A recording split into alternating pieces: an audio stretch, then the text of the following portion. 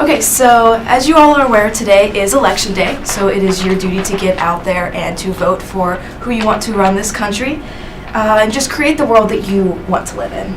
So at 18, we are able to fight for our country, we're able to elect who we want to be president, and we're allowed to buy lottery tickets. But one thing we cannot do is we cannot get alcohol until we are 21. So let's all just take a moment to thank Ronald Reagan for raising the drinking age. Awesome, thank you, Mr. President. So whether you agree with this or not, there are many positive and negative implications to this law. So basically, Reagan wanted to raise the drinking age to reduce the number of fatalities on the road.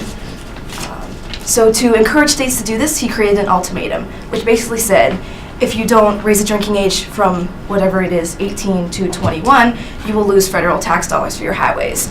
And states cannot afford to lose those tax dollars, so eventually they all complied with this and raised the drinking age to 21 nationwide.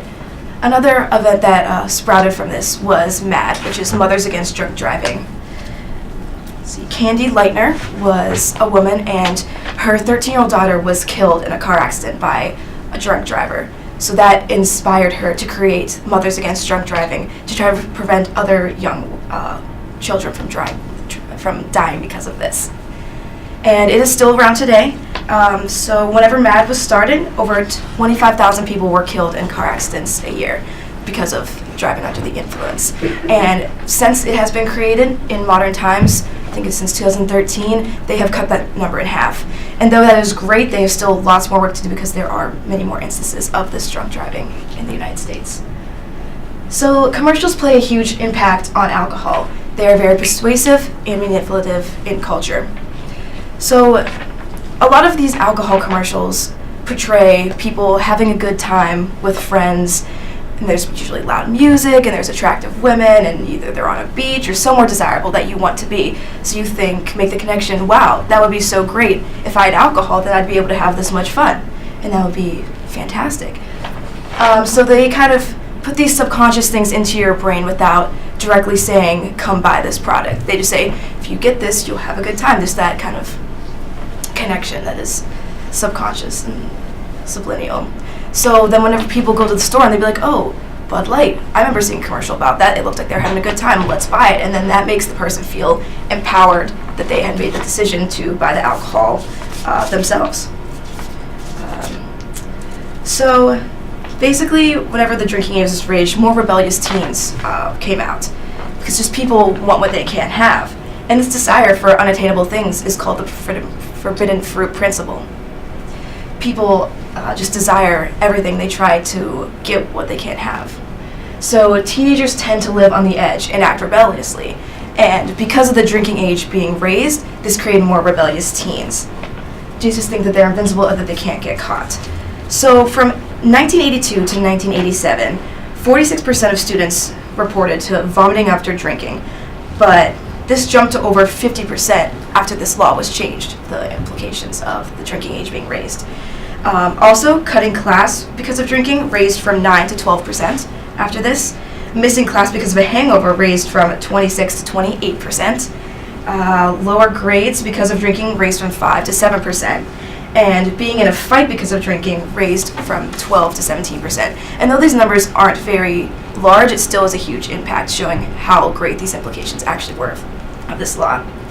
And so, I'm sure you guys all have taken psychology and know, but whenever teens are younger, their brains aren't fully developed until they are 25 years old, just as how you develop psychologically. So this kind of raises the question, should we raise the drinking age to 25 then? Just to accommodate to making sure teens have more mature thinking. Teens tend to act on their amygdala, which is their emotional center in the brain, and they just don't have any inhibitions. They just do whatever they do just on a whim, basically basing everything on desires and wants. While adults have a more developed prefrontal cortex, which helps them with decision making and rational thinking. And this is obviously more developed by the age of 25. Also, in European countries, Europe has a lot lower drinking ages. Some of them range from either 16 to 18 to 19. Ultimately, it is lower than in the United States. So this has been proven to have less fatalities on the road. countries like Canada, Australia, New Zealand, Japan, and Brazil all had lower drunk driving fatality rates than the United States. The U.S. had the highest, no matter what. Now, whether this is because of binge drinking games, or just being irresponsible, it is still notable that Europe has less injuries than we do in the United States. So obviously, the raising of the national drinking age was a defining moment for us in the United States. It kind of raised some conflicts, some opinions, and some major controversy in the United States. So this is an important shift because it changed the perception of how we feel about alcohol and how it changed the United States. So now we, the people, have to make the decision. Was this law worth it? Could there be things to be changed about this law? It is our civic duty to depend what the outcome of the law is. So we have to exercise our right as citizens to get out to vote for what the issues that we care about. Thank you.